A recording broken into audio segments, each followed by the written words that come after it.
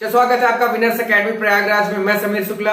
आज हम लोग बात करेंगे होम कमिंग लेसन के वोकैबुलरी पार्ट की। इससे पहले हम लोगों ने इसका हिंदी एक्सप्लेनेशन देखा है, रेफरेंस कॉन्टेक्स्ट देखा है और शॉर्ट आंसर।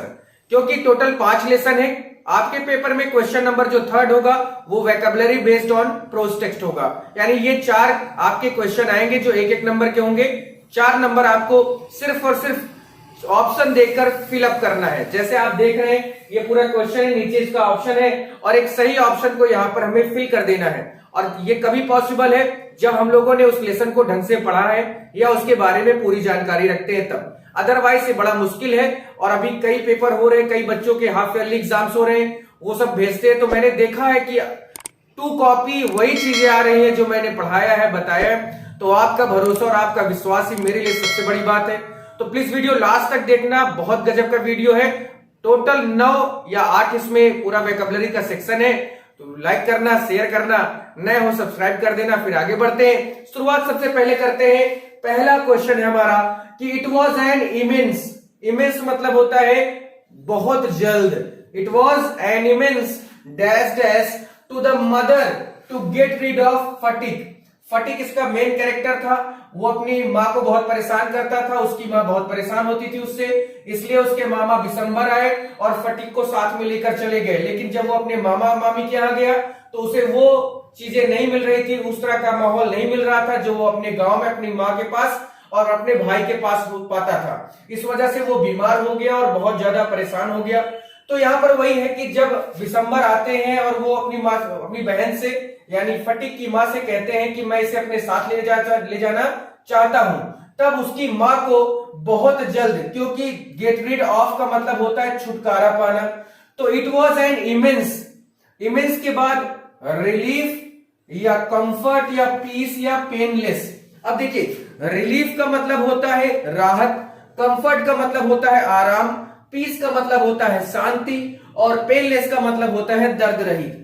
तो भैया जब उसकी माँ ने सुना कि ये फटीग भी जाने के लिए तैयार है तो उसे तुरंत आराम मिल गया, तुरंत राहत मिली। तो यहां पर आप रिलीफ शब्द को भर दें और आपको 1 नंबर मिल जाएगा।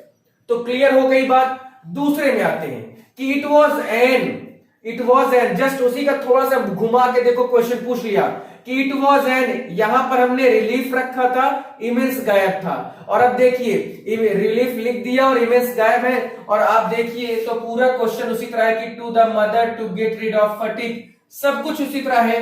तो भैया अर्ली जल्दी, अननोन अनजाना, ऑसम बहुत अच्छा या इमेंस।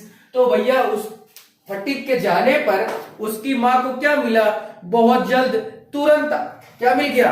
आराम मिला। तो भाई यहां पर क्या करोगे? इमेंस के लिए क्या करना है? अत्यधिक आराम मिला। तो यहां पर आप इमेंस रखें, इमेंस। तो इमेंस माने होता है बहुत जल्दी या अत्यधिक या तुरंत।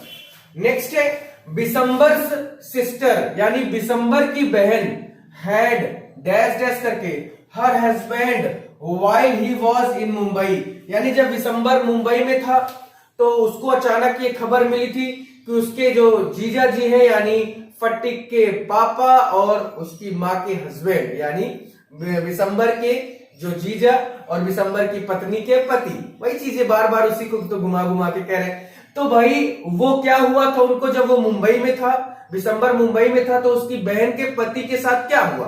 तो यहां पर है लॉस्ट खो दिया, फाउंड पाए, मेट मिले, मैरिड या शादी हो गई।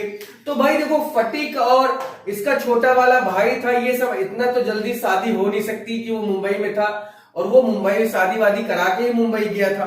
तो मिले भी नहीं और उसके बाद पाया भी नहीं। लेकिन हुआ क्या कि खो दिया था, यानी बिशंबर के जीजा जी की या बिशंबर के बहन के पति की या फटीग का पिता, वहां पर क्या था? लॉस्ट, यानी खत्म हो गए, मर गए किसी एक्सीडेंट में या कुछ कारण से। तो लॉस्ट लिखना है यहां पर मरने के सेंस में।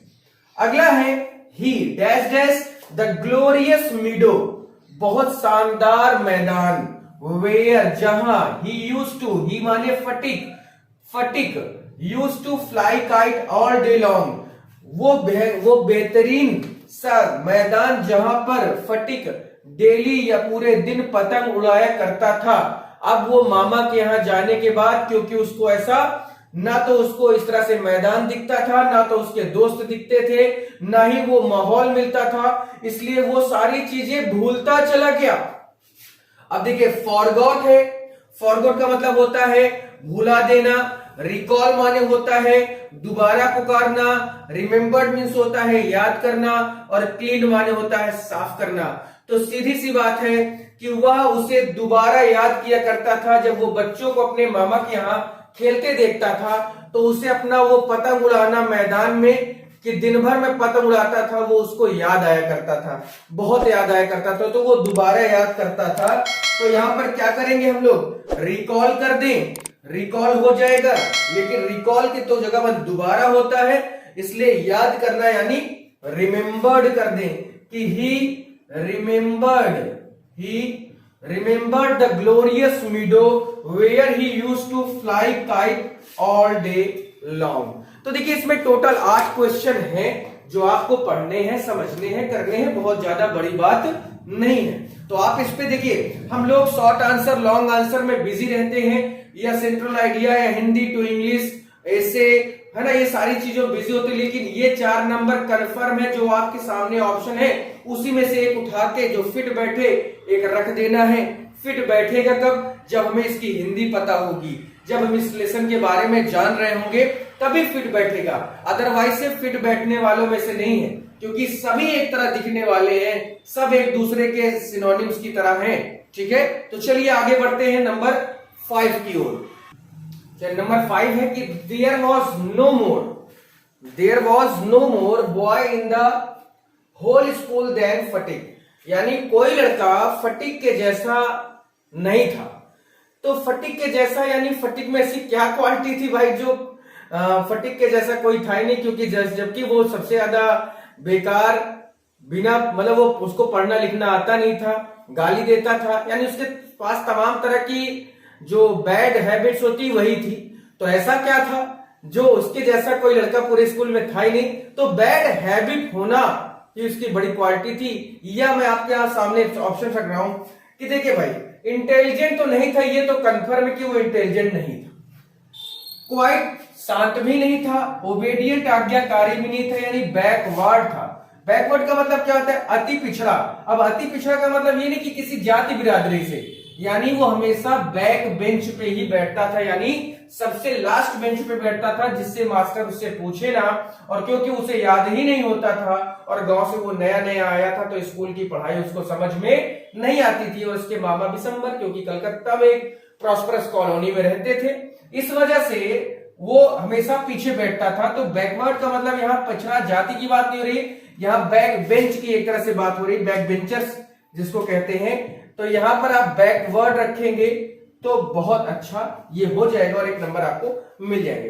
तो भैया फटीक के जैसा बैकवर्ड बॉय कोई नहीं था, क्योंकि बैकवर्ड का मैंने आपको बताया मतलब कि क्या होता है। बैकवर्ड का मतलब पिछड़ा, पिछड़ा यानी हमेशा लास्ट में बैठने वाला, क्योंकि आज तक कभी वो ऐसे स्कूल गया ही नहीं था जिस तरह के स्कूल उसके मामा ने उसमें भेजा।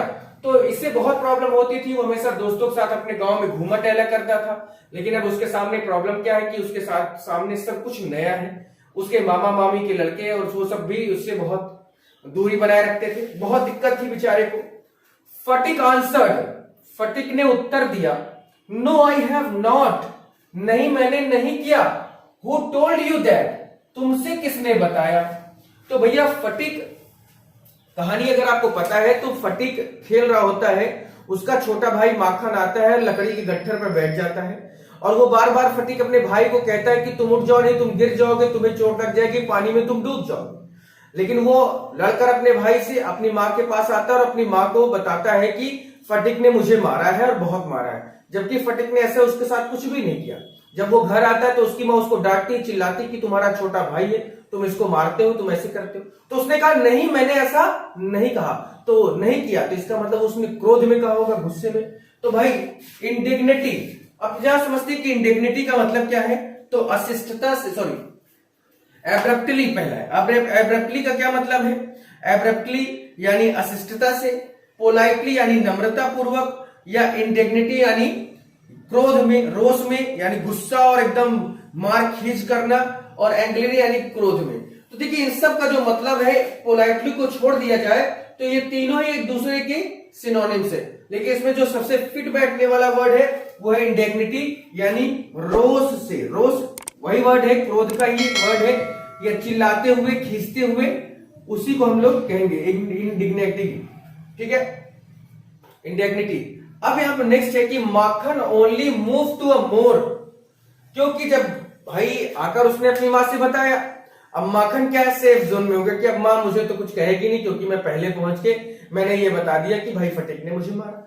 तो माखन ओनली मूव्ड टू अ मोर, किस पोजीशन में जब वो चला गया, जब भाई उसने सारी गलती फटीक की निकाल दी, तो अब उसको क्या मिला, कंफर्टेबल हुआ, इजी हुआ, या क्रिटिकल हो गया। तो ऑब्वियस सी बात है भाई वो कंफर्टेबल जोन में चला गया, कंफर्ट जोन में। तो यहां पर आप लिखेंगे कि कंफर्टेबल यानी वो एकदम बढ़िया सी व्यवस्था या जिसको कहते हैं सुविधापूर्ण ढंग से वो अपने एक पोजीशन में हो गया कि अब उसकी मां तो उसको बोलेगी ही नहीं कुछ। अगला है फॉर अ बॉय ऑफ 14 यानी 14 साल का एक लड़का, his own home is the only, उसका खुद का घर ही उसके लिए केवल क्या है, शेल्टर। शेल्टर का मतलब क्या होता है, आश्रय।